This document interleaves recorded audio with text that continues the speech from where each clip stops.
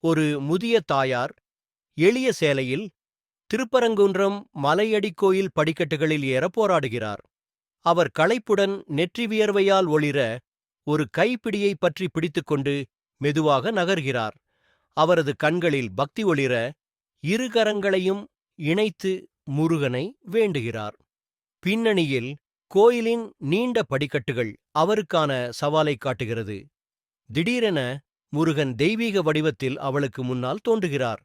அவர் பொன்னாலான கிரீடம், பட்டுடுத்திய உடை மற்றும் தெய்வீக ஆபரணங்களுடன் பிரகாசிக்கிறார். அவரது கையில் வேல் ஜொலிக்க, முகத்தில் கருணை ஒளிர, அவர் மென்மையாக, "நீ என்னை அடைய முடியாவிட்டாலும் நான் உன்னிடம் வருவேன்" என்று கூறுகிறார். ஒரு மெல்லிய தங்க ஒளி அவரை சூழ அந்த இடத்தை தெய்வீகமாக மாற்றுகிறது.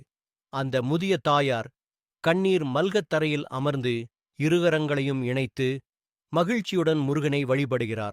இப்போது அவரது முகத்தில் அமைதி மற்றும் ஆனந்தம் வெளிப்படுகிறது. முருகன் தனது அபய முத்திரையில் ஆசி அளிக்கிறார். பின்னணியில் கோயில் படிக்கட்டுகள் முழுவதும் தெய்வீக ஒளி பரவி முருகனின் பக்தர்களுக்கான அளவற்ற கருணையையும் அருளையும் எடுத்துக்காட்டுகிறது.